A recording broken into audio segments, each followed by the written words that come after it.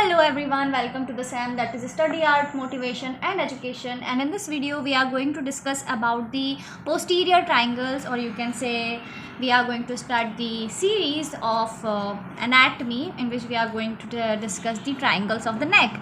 Okay, so first we are going to discuss about the posterior triangles, and in posterior triangles there will be two parts. First is your general introduction and its relations, and then second will be the content of the posterior triangles. Okay, so first you have to remember that posterior triangle is situated behind the sternocleidomastoid muscle. Okay, sternocleidomastoid muscle, and I have used the SCM as a shortcut or a short form of sternocleidomastoid muscle. Okay, so this is your neck. For example, this is your neck, this is your mandible, this is your ear.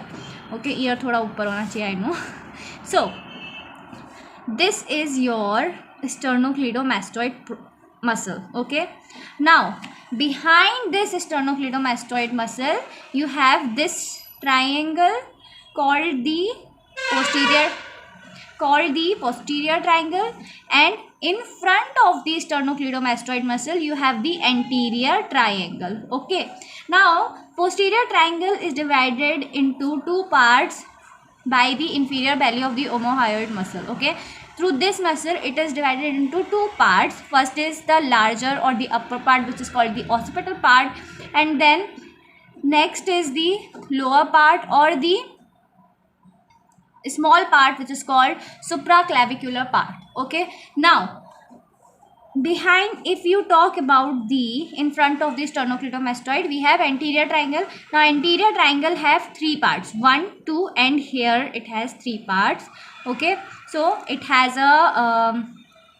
a muscular triangle, carotid triangle, and the digastric triangle, and very small half submental triangle. Okay, so basically it has four parts. Okay, four sub triangles. Anterior triangles have four sub triangles. Okay, so this is all about it. Now we have this and this is divided by again inferior belly of omohyoid. So carotid triangle and the muscular triangle is divided by the inferior belly of the omohyoid, and in posterior triangle, inferior belly of the omohyoid divides the posterior triangle into two parts.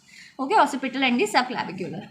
Now just below this is your trapezius muscle. Okay, this is your trapezius muscle, this is your sternocleidomastoid muscle, this is your clavicular head of the sternocleidomastoid.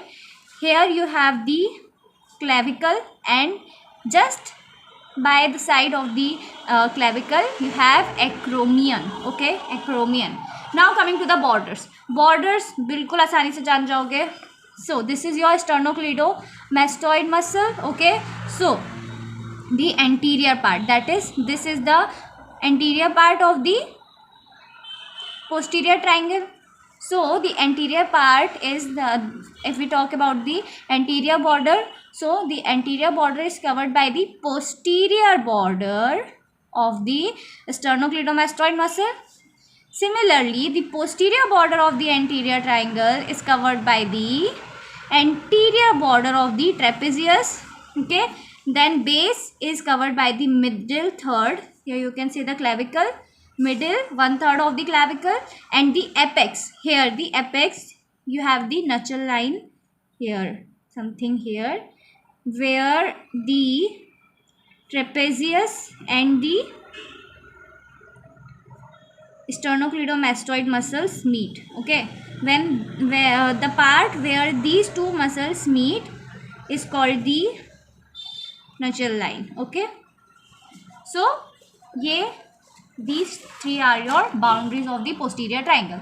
Anteriorly, posterior border of the SCM, that is sternocleidomastoid. Posteriorly, anterior border of the trapezius. Inferiorly, or you can say by base, you have middle 1/3 of the clavicle, and apex is at the superior Nutchell line where the trapezius and SCM meet. Okay, SCM is your sternocleidomastoid muscle. Okay, now coming to the roof. So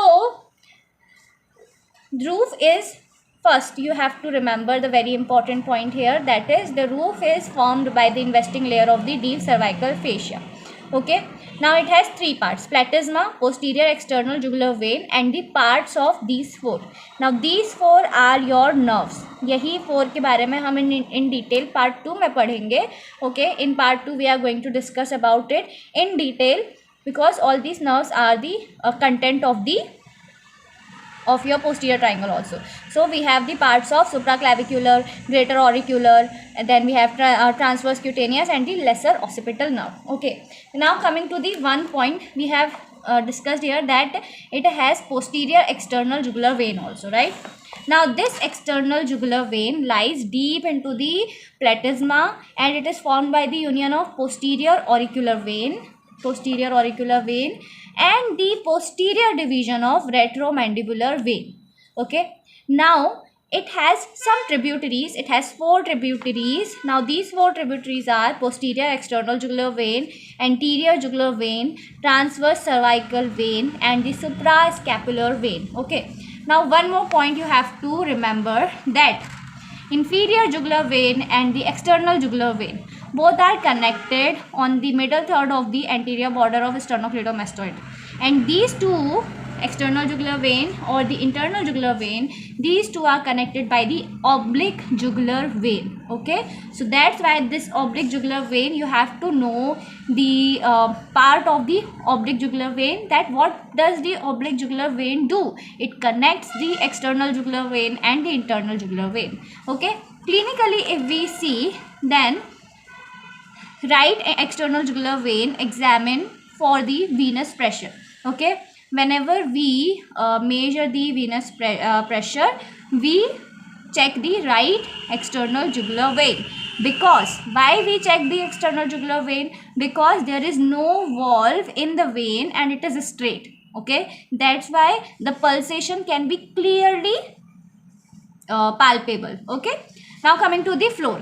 Floor is made up of prevertebral layer of the deep cervical fascia, whereas the roof, which we have just learned, that roof is formed by the investing layer of deep cervical fascia, and the floor is made by prevertebral layer of the deep cervical fascia. Okay, now it covers 4 things. Okay, it covers, just a minute, splenius capitis, levator scapulae, scalenus medius, and semi-scalenus capitis. Okay, so these 4 things is covered by your floor, and the floor is formed by the prevertebral layer of the deep cervical fascia. Okay, so this is about the first part of your posterior triangle. I hope you like this video, and I hope this video helps you in your academics, and if it does, then I would be really grateful. Also, don't forget to subscribe the channel. I'll see you in the next video, and the notes of these notes are available in the description box. There is a link, you can simply check it out. Okay, and yeah, thank you so much for watching, and don't forget to subscribe the channel.